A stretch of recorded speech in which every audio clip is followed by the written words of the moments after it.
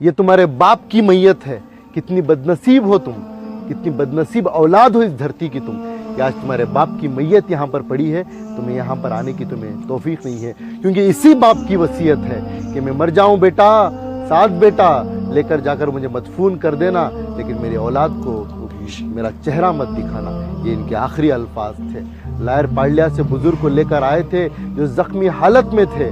4 महीने मस्जिद में रहकर खिदमत करते रहे, माफ करना 4 साल मस्जिद में रहकर खिदमत कर रहे थे, क्योंकि औलाद ने घर से बाहर निकाल दिया था। बीवी के इंतकाल के बाद में इनको भी घर से निकाल दिया। और जब हम वीडियो बनाकर लेकर आए, जब हमें 2 तरफा स्टोरी पता नहीं थी, तब भी हमने रिक्वेस्ट की, हो सकता है कि तुम्हारे बाप ही गलत हो, तुम ही सही हो, आओ आकर अपने बाप को लेकर जाओ। 5 महीने हो गए, ये बाप आश्रम में अकेला लावारिस की तरह, अनाथ की तरह पड़ा था।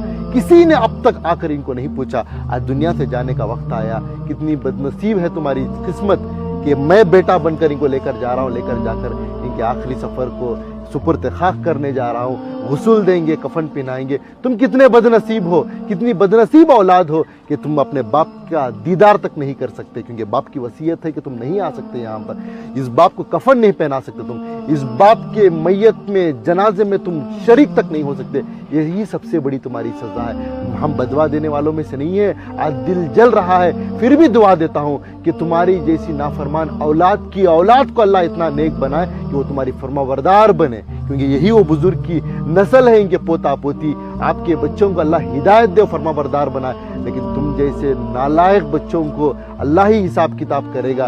तुम जैसे नालायक बच्चों को अल्लाह भरपूर हिसाब लेगा। मैं तमाम इंसानियत से कहना चाहता हूँ, अपने माँ बाप की कदर करें, अपने माँ बाप का एहतराम करें, उस बाप की कदर करें जिस बाप ने अपनी जवानी की हड्डियों की ताकत को तुम्हारे जिस्म में भरा और तुम्हें जवान बनाते बनाते वो खुद बूढ़ा बन गया। उस बाप को कभी धुतकारना नहीं।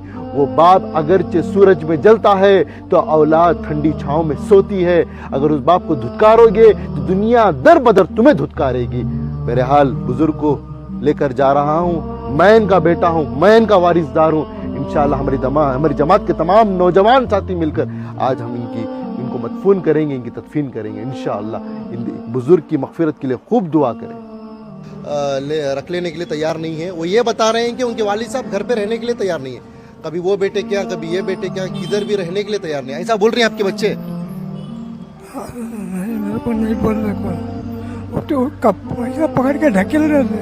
घर से ढकल डाले आपको? वहाँ आते हैं ना, हाँ। पूछो